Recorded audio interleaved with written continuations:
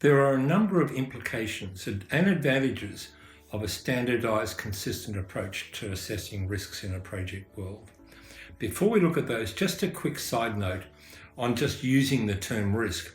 You need to be careful here, because if you're in a bank, for example, and you're just talking to a group of stakeholders and just say risk, depending on which part of the bank they are, they'll have a completely different understanding to you about what you're talking about. You're talking about project risk, but they'll be hearing things like credit risk, or loan exposure risk, or investment risk, or foreign exchange risks. If you're in, for example, the Defence Department and you mention the word risk, they're going to think of a whole different category of risks than what you're thinking about when you talk about project risk. So just as a note, always context what you're talking about with the term project risk or benefit realization risk. This is very important because many organizations have standard risk groups, and what they tend to look at is what's often called organizational risk or exposure risk or delivered risk, which is very different to project risk. Having said that, project risk has a number of implications, and let's start with the idea of individual risk, which I talked about in tutorial 1 here in this series. It is critical that risk is a collaborative process. I remember I was in a project planning session recently, and the first thing the sponsor said is, I think this is a pretty low risk project. Once we applied the standard risk model, it turned out, according to everyone else, that is the project team, that it was high risk. And the fact was, if the sponsor, who was a total expert in this area, was doing the project himself, it would have been low risk. But of course, the truth of the matter is he's not doing the project, he's sponsoring it. It was critical for him to know that he was going to have a completely different perception of the project to the team, which had caused all sorts of communication breakdowns. Having our standard risk model resolved that. So the ideal way to use our little risk tool is for each person in the team to fill in the risk tool. And you'll notice that what we've done in the risk tool is we've got rid of probability and impact, and we've simply combined them into something such as the project's requirements are stable, average, or unstable. And if it's unstable, clearly it's high risk. The team is inexperienced, somewhat experienced, or totally experienced.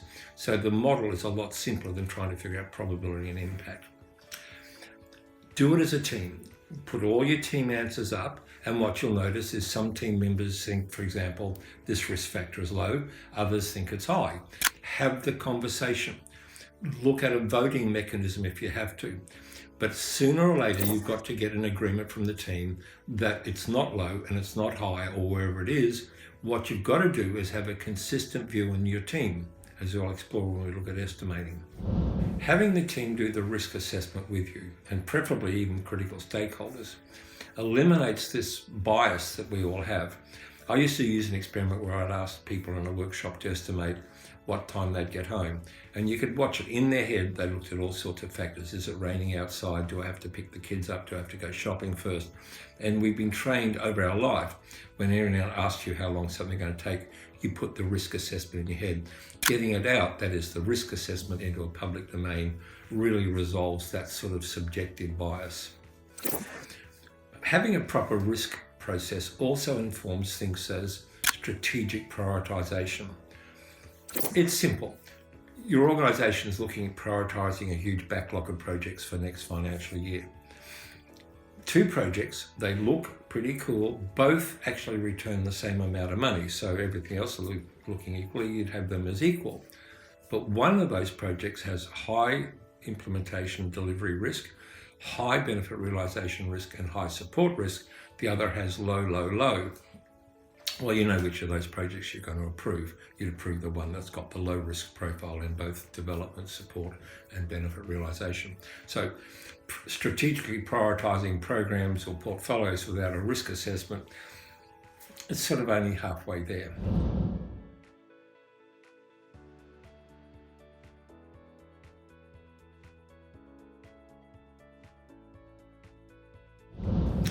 More importantly, when it comes to sponsors and the governance of projects, project risk really is critical. Simply, the higher the risk of the project, the more likely it's going to fail, i.e. not deliver anything.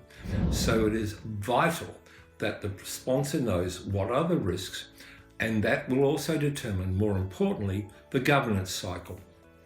If it's a low-risk project, you could probably even suggest a set and forget. And it goes like this. This is a low-risk project. Sponsor, you sign off the business case. I'll run it. If I have any problems, I'll come and see you, but we don't need to meet regularly because this thing's low risk. If it's a high-risk project, you need to have conversations around weekly catch-ups with the sponsor for a longer period of time. The higher the risk of the project, the more likely you're going to go red, and the more likely you're going to need to see the sponsor. So simply, the governance cycle of a project, how regularly you track and report it to the sponsor, is almost completely determined by the risk profile of the project.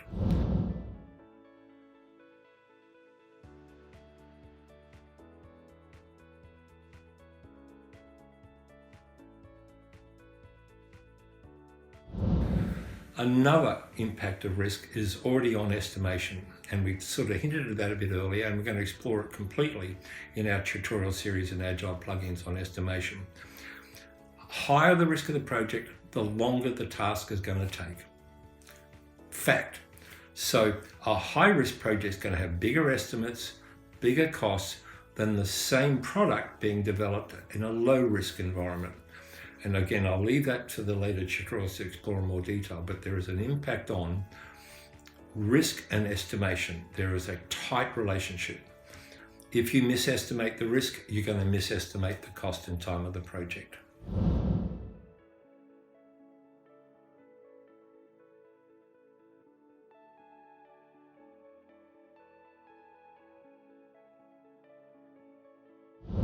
One last point about project risk management, and it's a phrase I've used many times. When you're planning a project, it pays to be paranoid. Fight your unbridled optimism. There's a great quote, hope for the best but plan for the worst. If you're not sure whether a project is low or medium risk, make it medium risk. If you're not sure if it's high risk or medium risk, make it high risk. That degree of paranoia actually is going to pay back to you consistently. I know it sounds a little bit sort of weird, but it's much better to over-conservatively assess risk rather than hope things are going to be a lot better than they could be. So plan, be paranoid. Risk assessment, be paranoid. Risk is all about facing the project in full light and in full honesty and openness and transparency.